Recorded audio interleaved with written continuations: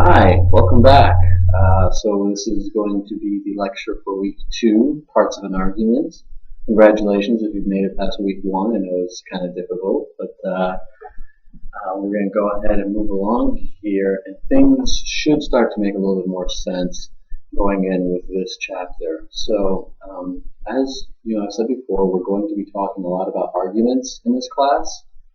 And so here we're going to break down what an argument is and how to identify it, how to identify its components. And this is going to be really something really helpful throughout the rest of the course. So this is a very important chapter for you to understand. Hence why I'm doing the video for this chapter. Okay, so there are two parts to an argument. There are premises and conclusions.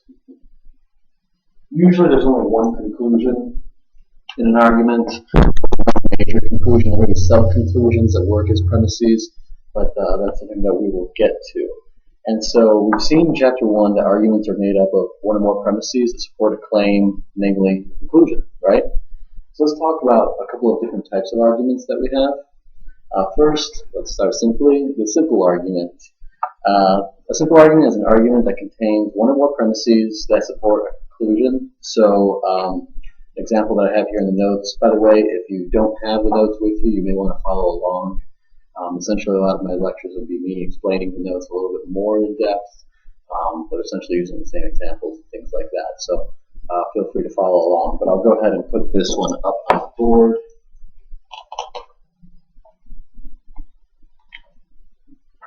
Okay, so premise 1. I'll often just put it up as P1. Let's say,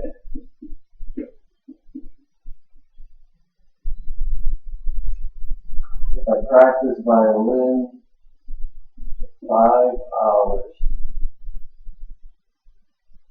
every day, then I can play at Carnegie Hall.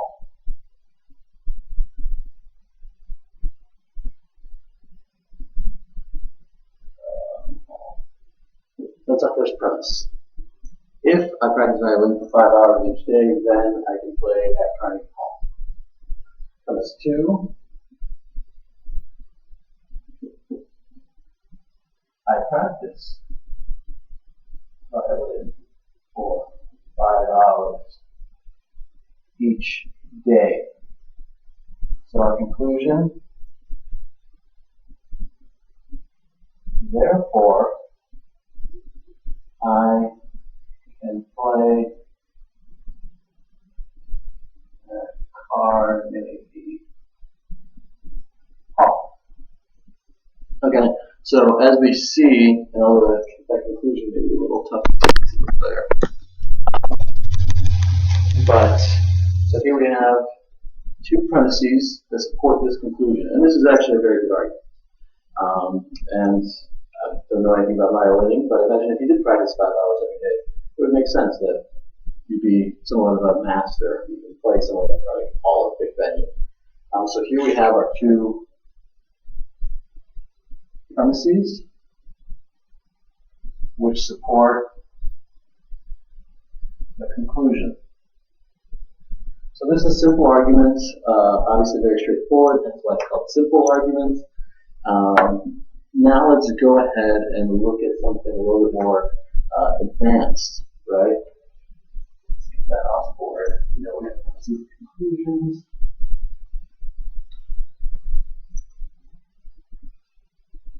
So an extended argument. I'm going to go ahead and, just because the glare sometimes makes it difficult, go ahead and follow on in the notes here, the example that I have down for the extended argument. So an extended argument is essentially just more than one simple argument put together. There could be, this is where I said earlier that sometimes there could be multiple conclusions within the body of an argument, but some earlier conclusions work almost as premises to help support later conclusions. So let's look at this example here. So we have premise 1. If I practice violin for 5 hours every day, then I can play at Carnegie Hall. Okay, we've seen it. Premise 2, I practice violin for 5 hours every day. So now we have conclusion 1 / premise 3, right? Therefore, I can play at Carnegie Hall. So we obviously know that this is a conclusion. We're deducing this from those two premises above, as we saw just in the simple argument. And so then we see we have an extra premise, premise 4 here. If I play at Carnegie Hall, then I can say that I've made it. And so this is how now we're using premise 3 and premise 4 to get to conclusion 2, which is the main conclusion of the argument. I can say that I've made it. So you can see there's kind of this linear progression through all of those premises that lead to one conclusion, and that conclusion helps support a further conclusion.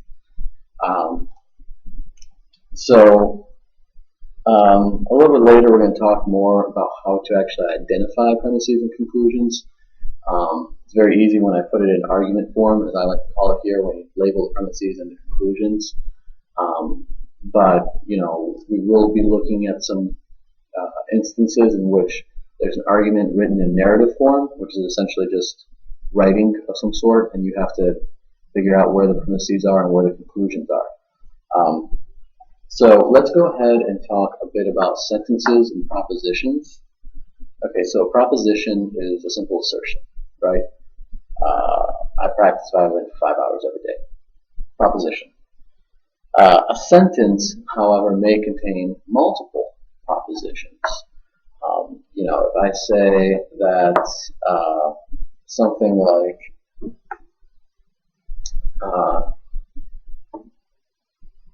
it's going to rain and be windy, or it's going to be sunny and dry. Now that's one sentence, but it contains two different propositions, and we'll see that a little bit more here as we move on today. So it's a general rule that the more propositions you have to support your conclusion, the better your argument will be. But it's important not to repeat the same idea with different wording. You could say the same thing 10 different times, and you could say, oh wow, look, I have 10 propositions. Now my argument is very strong. But if those 10 propositions are all saying the same exact thing, then really you only have one proposition to support your claim. If I say, let's say I want to prove that if I go outside, I'm going to get wet. Proposition, it's raining. That's proposition 1. Proposition 2, there's precipitation outside of the wet variety. Well, what have I really said? I've just said the exact same thing twice, right? So you want to make sure to not do that, not to use the same thing, essentially use two propositions that count as one. So, like I said, we're going to be able to kind of look at different paragraphs, right? What I'll call narrative form of an argument, and translate it into argument form, which is the one that you saw as I put it on the board there, and as I have in some of these examples, where you label the premises and then the conclusion last. So let's talk about unbreakable propositions. This doesn't mean that if you use this proposition, it's going to win every argument. What it means is, as I said, sentences can contain multiple propositions, but propositions are one thing. And so there could be something, you could run across a sentence that makes it seem like maybe there's two propositions there, but it's really just one. So let's talk about some of these propositions that take the form of a complex sentence but shouldn't be split up. So first off, we have conditional propositions.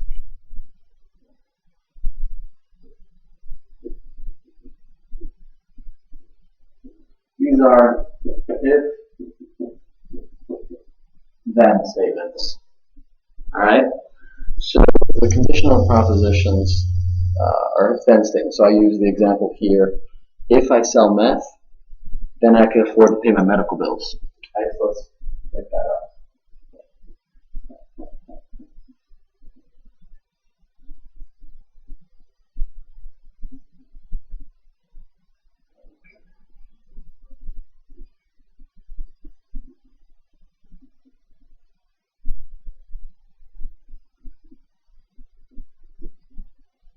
right? So if I sell meth, then I can afford to pay my medical bills, which is a great argument from the show Breaking Bad, which I love. So this part right here is called the if. Well, it's not called the if part, but we can refer to it as the if part.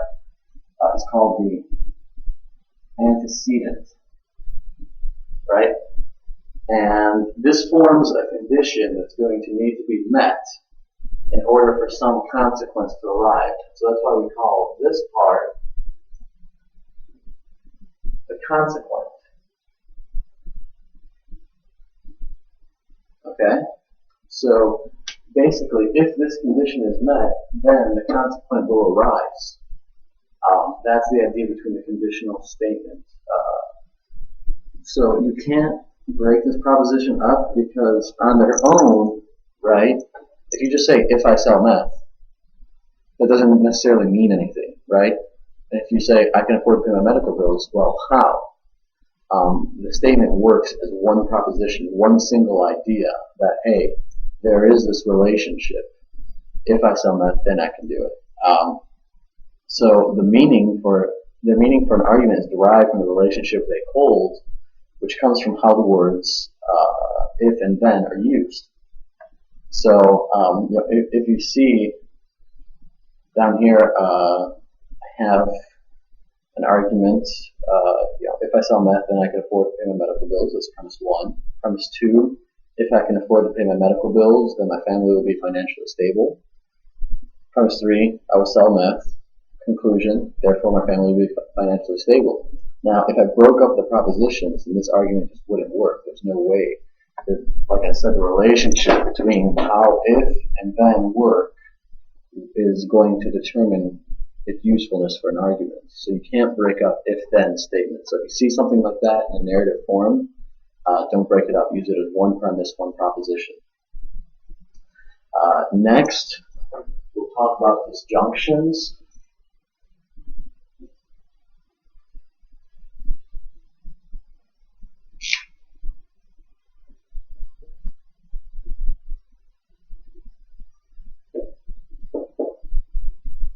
These are or statements, right? They say that one or another thing is going to happen. Sometimes also maybe either or. So I can say, I will get coffee or I'll get tea, right?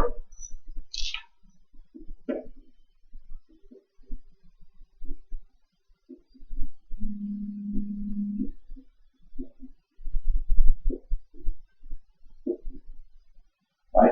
And now what am I saying here? When I say I will get coffee or I'll get tea, I'm saying that one of these two things is going to happen, right? Now, if you break that up and you just say, I will get coffee, I will get tea, it makes it seem as though I'm saying that I will get both of these things. Whereas when I'm saying I will get coffee or I will get tea, I'm saying that one of these two things is going to happen, maybe both, but not necessarily, at least one, right? And so, you can see how this could be used in an argument, right? So let's say this is premise 1. Premise 2 could be, the shop is out of tea. Well, then that leaves me with one option, right? Conclusion: I will get coffee. So if you would have split this up, this argument necessarily wouldn't make sense. So it's important not to break up disjunctive statements. And likewise, just how in the conditional form there were parts, each part of the or statement is called disjunct, hence why they're disjunctions. And so now the final one is conjunctive propositions, right? So let's work on conjunctions here.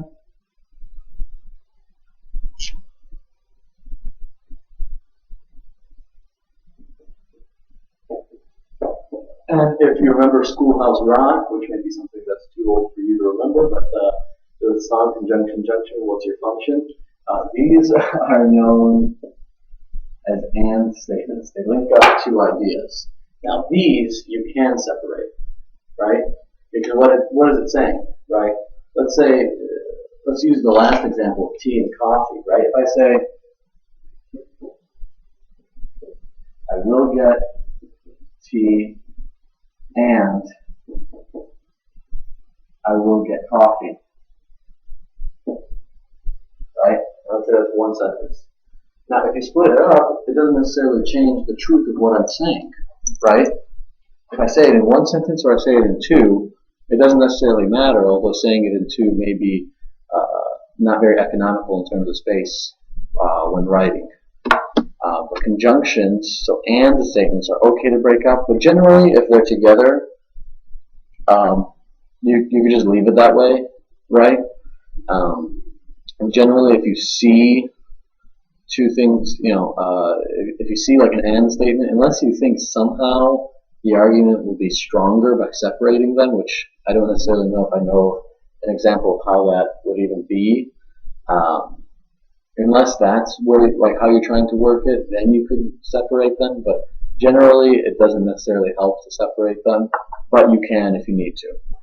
So if you want to look further here at the notes, I have some premise indicators and conclusion indicators. These are also in the book on pages 22 and 23. I think I may have added a few to what M and K have written down. So use these tables to help you identify premises from conclusions. It'll definitely be a help. Sometimes indicators won't be there, and you'll have to use your best judgment just to understand how the sentences work, right? So let's look at this next one. Example: Walter White is a bad guy. Bad guys are men who commit crimes. Cooking and selling meth is a crime. Walter White cooks and sells meth. Now notice I almost said therefore because I'm so used to knowing how these things work, but that wasn't necessarily where it was anyhow. So notice there are no indicators here. If we look at the sentences, we can see the first sentence, Walter White is a bad guy, is supported by the subsequent sentences. So we could add indicators if we want and change the order of the sentences to make it more obvious that we're making an argument, right? Because this example, as I've kind of read it, and I'll read it one more time here. Walter White is a bad guy. Bad guys are men who commit crimes. Cooking/selling meth is a crime. Walter White cooks/sells meth. It doesn't necessarily seem, especially if I say it that way, kind of flatly, without any emotion, it's not apparent that we're making an argument. So let's look at the further example here, where I've added in indicators and changed the ordering of the premises so it follows more of a linear model. And this is something, I guess, before I get into that, note that in narrative form, arguments won't always go from premise to conclusion. Sometimes the conclusion will be first. Sometimes the conclusion can be in the middle. It's your job to use the indicators, and if there's no indicators there, use your best judgment to see how the sentences are trying to work together. So let's look at the example with some indicators, right? Okay, so bad guys are men who commit crimes. Cooking/selling meth is a crime. Because Walter White cooks/sells meth, it necessarily follows that he also commits crimes. Therefore, Walter White is a bad guy, right? Okay, so now look here how I've taken the narrative form of that argument and put it into the argument form. Although I do have a typo here. The last conclusion should be C2, not C3. So please note that, if you will, in your notes. So take a look at that, and so you can see here, premise 1, bad guys are men who commit crimes. Premise 2, cooking/selling meth is a crime, right? Premise 3, Walter White cooks/sells meth. Now conclusion 1/premise 4 is therefore Walter White commits crimes, and conclusion 2, thus Walter White is a bad guy. So that should be pretty self-explanatory, I think. If you want to take a look at it here as I have it in the notes. Now let me just go to one further point that M and K make. There's a difference between an explanation and an argument. Sometimes it seems like an argument is trying to explain something, but not necessarily. Usually an argument is trying to persuade you to believe some certain fact, right? And so it's always important to remember that an argument is intended to convince somebody of something.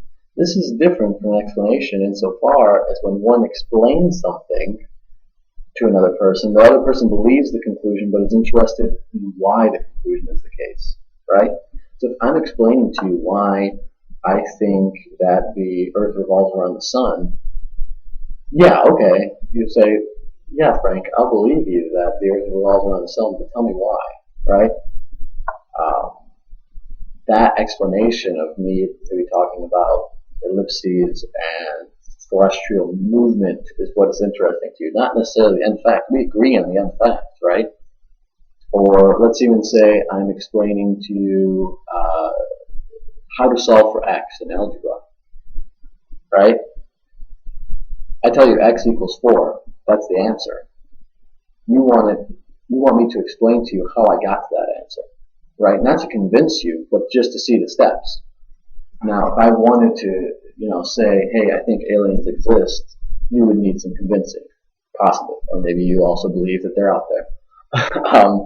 So let's look at an example. So, right, because your battery is dead, your car won't start, right? Now, it can be assumed here that the car owner has tried to start his or her car and has already observed that it won't start, but is possibly ignorant as to why it won't start. So we can imagine that the above sentence was spoken by a mechanic explaining why the car won't start. So notice how it's different from the following example. I don't think your car will start. You have left your lights on all night long. If you leave your lights on for too long, then you will drain your battery. If your battery is drained, then your car won't start. Now in this situation, neither the speaker nor the person hearing the speech is aware that the car won't start. It's still up in the air whether the car will start or won't start. So here, let's say I'm the speaker. I'm trying to convince you that your car won't start, but neither of us is really aware of the fact that it won't start.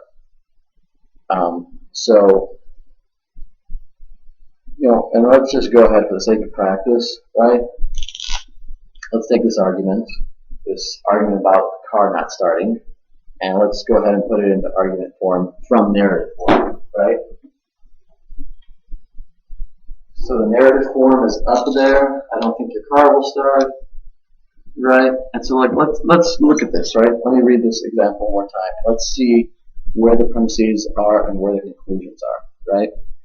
So I don't think your car will start. I'm stating a pure fact. There's no real indicators, so it's not sure, whether it's a premise or conclusion yet. But let's look at the other sentences and see how they work, right? You've left your lights on all night long. If you leave your lights on for too long, then you will drain your battery. If your battery is drained, then your car won't start. Well, so here we see, again, the first sentence was your car won't start. And we see here in the last sentence that, your car won't start is used somewhere again. So it's telling you that one of these is most likely a premise and one's a conclusion of some sort. Now, it's a general tip that most arguments won't end in a conditional sentence. It's just not necessarily how they work. But I mean, they could. It's possible, but most won't. And so if we look at how the sentences work, we can kind of see that the first sentence is obviously a conclusion and that the rest support it. So let's go ahead and write this out in argument form.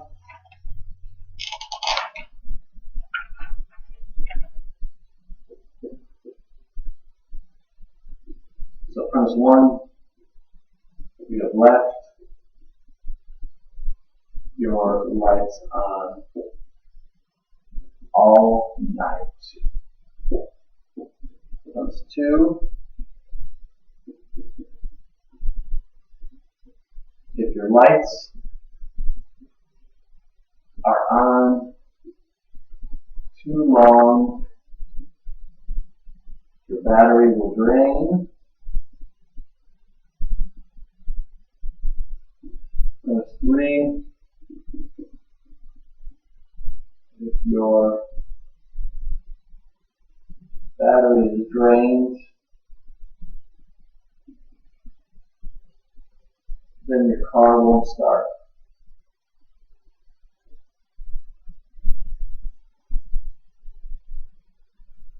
Therefore, your car won't start. Okay. And again, that may be a little difficult to see with the glare. I'm trying to work with these glares here in some of these rooms. It's difficult, but let me move out of the way too. So premise 1, you have left your lights on all night. Premise 2, if your lights are on too long, your battery will drain. Premise 3, if your battery is drained, then your car won't start. Conclusion, therefore your car won't start. Okay? And so, again, practice these, do the homework. This time, the homework, you won't have unlimited attempts. You only have one attempt, but I'll also put the problems up beforehand so that you can work on them.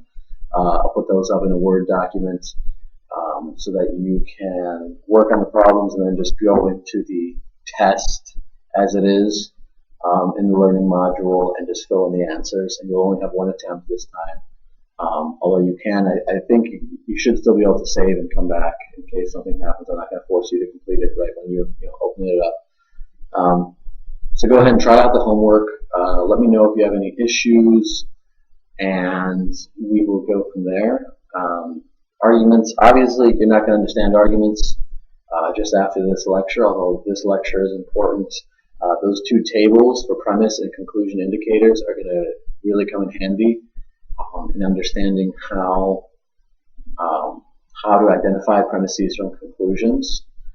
Next chapter, we're going to go ahead and look at how arguments work a little bit more. We're going to look more at the structure of arguments, and we're going to do something called diagramming or mapping out arguments. That'll also be a little bit, it'll be a little difficult. It'll be a little foreign for you, but I think we should be able to get through it pretty well. So that is it for week 2. Good luck, and let me know if you have any issues. Thank you.